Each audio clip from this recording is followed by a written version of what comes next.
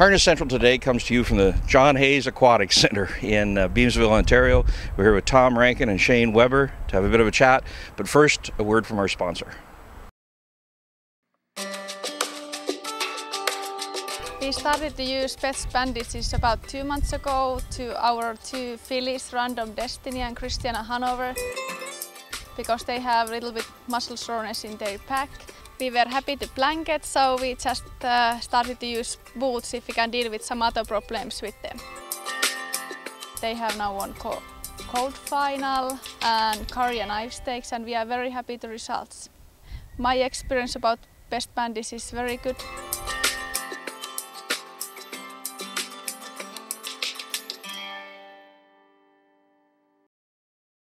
Okay, we're here because of the I guess you'd call it rehabilitated trotter Adam T. Tom, you bred him, you raised him, you've raced him, and he's an interesting horse to talk about in light of the fact that we've got all these champions debating the Elegant Image and the Good Times and the North America Cup. He's not in any of them, but he's a pretty interesting horse. And he's won 3 in a row at Georgian Downs. He's a reclamation project. He's a horse really everybody should own in their lifetime.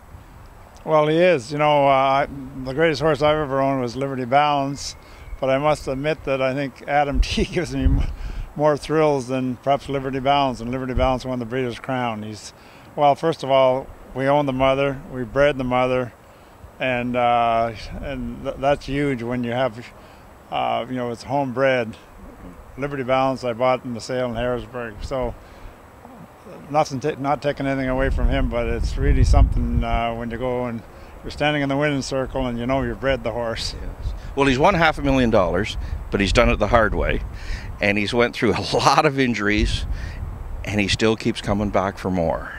Well, you know what? He's made almost $500,000, but I can tell you, and you can confirm this with my former trainer Pat Hunt, he should have made over $1 million.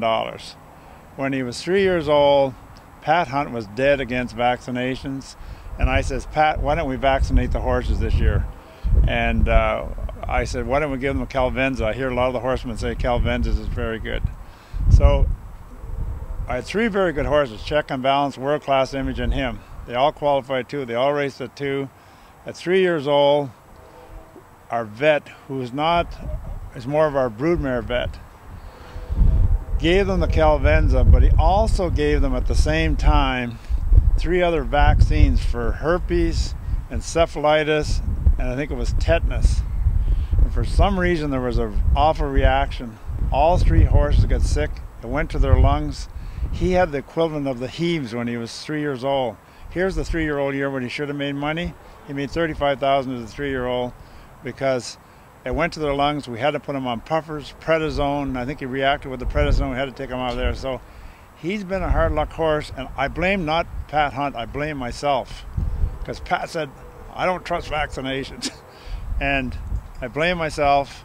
I insisted that, you know, we had so many sick horses. When big races came up, I said, let's vaccinate them. But I guess the mistake we made, we still give Calvenza, but not with nothing else. Right. And we've never had a problem with Calvenza. Shane, you're the fellow who's been charged with trying to put this guy back together. Can you kind of walk us through, after that episode, the infirmaries he's run into?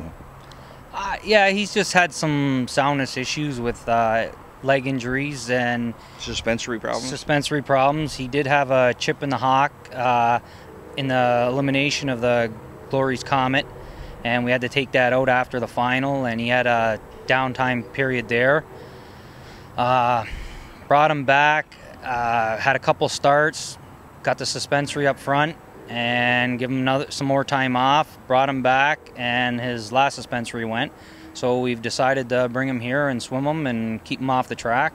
Here is a Dr. John Hayes training center. Hayes, yep. Right. With all these problems, he could be just about ready to play for the Leafs. Yeah. He won't make the Blackhawks, but the Leafs, yeah. Blackhawk fan.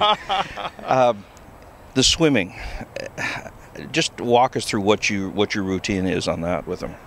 Well, he'll just lightly jog 1.5 miles, 2 miles, and swim 15 to 20 minutes during the week, and that just keeps him off his feet. He doesn't need a lot of training, obviously, or can't take a lot of training. Well, he probably can't take the training with his lameness injuries, and the swimming just keeps him lunged up and helps him out during the race. Right. Tom, I'll come back to you. The horse he's trotting in around 55 up at Georgian Downs. In your mind, is there more gas in the tank? I think there is a lot more gas because when he went 55 last week, the track was anything but good. You know, well, they rated it as good, but I mean, it wasn't a fast track, and he won 8.5 lengths just for fun. So as long as he stays sound, you know, he's got the record in Georgian Down of 153-1, and you know, I think on a good track and a warm night, he could even break that record. He seems to love that track. But is Mohawk in the radar screen somewhere, or you have the Masters coming up actually at Georgia? Masters, that's why we've been staying there. It's up to my trainer Shane, who wants to. I'm sure after the Masters we'll bring him to Mohawk. And I was just asking. I don't know what the explanation is why he loves that track so much, and he can be first over or anything in Georgian Downs. He just thinks he's champion when he's there, and just races so unbelievable. He was in one of the last races the other night, and my wife, you know, we went up. It gets pretty late, so we stayed the night up there. Took another couple, but it's just a pleasure to go up to Georgian Downs and see him race. Funny you said that, though, because I was told before that it's all the driver that. Shane, you're doing the driving on him. When you sit up behind him with a horse with this number of problems, racing this well, what does he feel like? Does he feel like he's got any problems? No, he doesn't. He puts all his aches and pains to the side, and when he goes behind the gate, he's just a class trotter. Right. He looks like he kind of lays over everybody at Georgian Downs, and no matter how good you are, you can find better competition. But if you have your way, you know, in a month, will we see him over at Mohawk?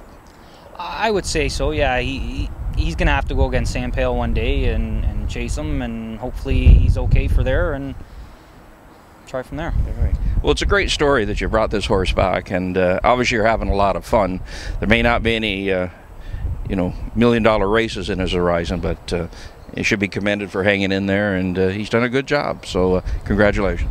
Thank you very much. Yeah, I've been known to be persistent. All right, you have to be in this game. You sure have to be. Yes. Okay, that's Harness Central for today with Shane Weber and Tom Rankin giving you the Harness Racing Edge.